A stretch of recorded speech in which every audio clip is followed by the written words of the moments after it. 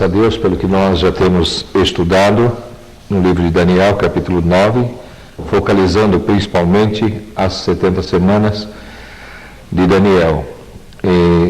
Paramos quando nós estávamos pensando exatamente no fato que as 70 semanas tiveram o seu início na reconstrução da cidade de Jerusalém. E nós descobrimos então que isso aconteceu exatamente no ano 445 antes do Senhor Jesus Cristo vir a esse mundo. E nós olhamos para Neemias capítulo 2 e versículo 1, e eu penso que todos notaram que ali está determinado o dia, o mês, exatamente. E nós lemos ali então a respeito do mês de Nissan, no 20º ano de Artaxerxes. Então é claro que se o Senhor registrou essa data, é porque estava nos seus planos dar início à contagem das semanas, exatamente quando Artaxerxes desse essa declaração, essa permissão para a construção da cidade ou reconstrução da cidade de Jerusalém. Nós vamos voltar para Daniel 9. Eu gostaria que nós observássemos ainda no versículo 25, né? Sabe e entende, desde a saída da ordem para restaurar e para edificar Jerusalém, até ao ungido, ao príncipe, 7 semanas e 62 semanas. E as praças, as circunvalações se reedificarão, mas em tempos angustiosos. Eu gostaria que os irmãos notassem exatamente essa expressão que nós temos aqui, até ao ungido, o príncipe, 7 semanas e 62 semanas. Nós temos aqui um período transcorrido das 70 semanas de Daniel. Nós temos então 7 semanas mais 62 semanas. E aí nós temos um período determinado. E é interessante a gente notar esse período, porque nós estamos pensando em 70 semanas. E nós estamos descobrindo que as 70 semanas estão divididas em 3 períodos que não são iguais.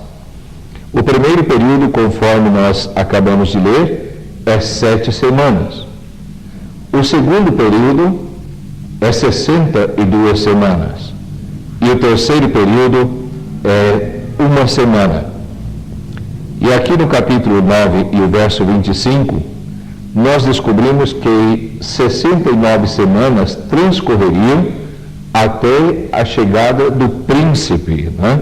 E nós lemos aqui, no versículo 25, até ao ungido, ao príncipe, 7 semanas e 62 semanas.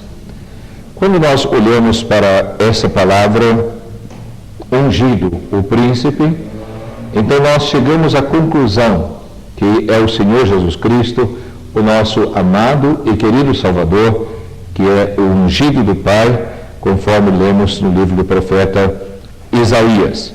E esse tempo, então, seria de 14 de março de 445 a.C. até 6 de abril do ano 32 depois de Cristo. E é muito interessante a gente olhar para isso na palavra de Deus. E eu gostaria de ler Lucas, capítulo 19, a partir do versículo 28, mas o que temos aqui dos versos 28 até o verso 40, nós temos então a chegada do príncipe, do ungido, mencionado pela profecia de Daniel. E nós lemos aqui: ora, aconteceu que aproximar-se de Betfagé e de Betânia, junto ao Monte das Oliveiras, enviou 2 dos seus discípulos, dizendo-lhes: ide à aldeia fronteira, e ali ao entrardes achareis preso um jumentinho que jamais algum homem montou. Soltai-o e trazei-o. Se alguém vos perguntar por que o soltais, respondereis, porque o Senhor precisa dele. E ele continua a narração, e quando nós chegamos no versículo 37, nós lemos: e quando se aproximava da descida do Monte das Oliveiras, toda a multidão dos discípulos passou jubilosa a louvar a Deus em alta voz por todos os milagres que tinham visto, dizendo: bendito é o Rei que vem em nome do Senhor, paz no céu e glória nas maiores alturas. Zacarias capítulo 9 e o versículo 9 também. Alegra-te muito, ó filha de Sião, exulta-te, ó filha de Jerusalém, eis aí vem o teu rei, justo e salvador, humilde, montado em jumento, num jumentinho, cria de jumenta. Também em Zacarias temos a profecia, em Lucas nós temos o cumprimento dessa profecia. E nós chegamos então ao final das 69 semanas. Passaram 7, passaram 62, e aí o Senhor Jesus Cristo então entra na cidade de Jerusalém, como é conhecido por todos nós, a entrada triunfal de Jesus em Jerusalém. Depois nós temos então a última semana, e a última semana ela não apareceu ainda, então nós temos aí um espaço determinado. Mas nós vamos pensar um pouquinho, 69 vezes 7, vezes 360, nós temos 173.880 dias. De 45 do ano 445 a.C. a 32 depois de Cristo, nós temos 476 anos. 476 vezes 365, que é o nosso calendário, nós temos 173.740 dias. Né? Contando mais os anos bissextos, são 116 dias, e a diferença do dia 14 de março até o dia 6 de abril, nós temos 24 dias. Então dá o total de 173.880 dias, que perfaz exatamente o período que a profecia determina. Agora, eu gostaria que nós observássemos, porque isso é importante para nós, né, alguns acontecimentos dentro dessas divisões da semana. Nós temos então 70 semanas, e a divisão é 7 semanas, 62 semanas, e depois nós temos mais uma semana. Então nós vamos pensar agora nas 7 semanas. Nós lemos aqui em Daniel, na parte final do verso 25, a seguinte profecia: as praças e as circunvalações se reedificarão, mas em tempos angustiosos. Então essa profecia está ligada exatamente com a reconstrução da cidade. Está ligada com as 7 semanas. Esse primeiro período, que é de 49 anos. Então é muito interessante para nós observarmos isso. E nós vamos verificar que essa parte da profecia, ela se cumpriu exatamente nos dias em que Neemias estava reconstruindo a cidade. Vamos então para Neemias, capítulo 2, versículo 10 e o versículo 19. Disto ficaram sabendo Sambalá, o Horonita, e Tobias, o servo amonita, e muito lhes desagradou que alguém viesse procurar o bem dos filhos de Israel. Nós estamos lendo a respeito de Sambalá, Tobias e Gesem, que na verdade eram inimigos do povo de Israel.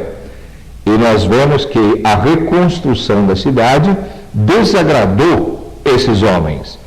Eles ficaram revoltados. Capítulo 4, versículo 1. Tendo Sambalá ouvido que edificávamos o muro, ardeu em ira e se indignou muito, e escarneceu dos judeus. Então falou na presença de seus irmãos e do exército de Samaria e disse: que fazem esses fracos judeus? Permitisse-lhes a isso? Sacrificarão? Darão cabo da obra num só dia? Renascerão acaso dos montes de pó e pedras que foram queimadas?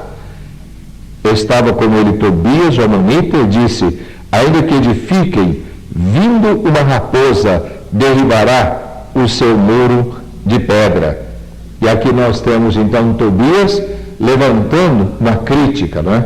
Ainda que os judeus, Neemias e os seus compatriotas levantassem os muros de Jerusalém, na verdade uma raposa os derrubaria. Era uma zombaria, uma crítica que eles estavam fazendo. Capítulo 6, e no verso 14, nós temos uma outra pessoa perseguindo, além de Sambalá, Tobias e Gesem. Lembra-te, meu Deus, Tobias, de Sambalá, no tocante a estas suas obras, e também da profetisa Noadia e dos mais profetas que procuraram atemorizar-me. Agora temos outro nome, né? Noadia e outros profetas que tentaram atemorizar Neemias e os seus companheiros. Então, o que nós estamos vendo? Nós estamos vendo exatamente uma perseguição, dificultando o trabalho que Neemias e os seus companheiros estavam fazendo na reedificação da cidade de Jerusalém. Então, nós estamos vendo a profecia de Daniel, capítulo 9, 25, parte final, cumprindo-se literalmente. Agora, vamos voltar para Neemias, capítulo 4, e note a tática dos inimigos, versos 7 e 8. Mas ouvindo Sambalá e Tobias, os arábios, os amonitas e os asdoditas, que a reparação dos muros de Jerusalém ia avante, e que já se começavam a fechar-lhe as brechas, ficaram sobre modo irados. Ajuntaram-se todos de comum acordo para virem atacar Jerusalém e suscitar confusão ali. Pensamento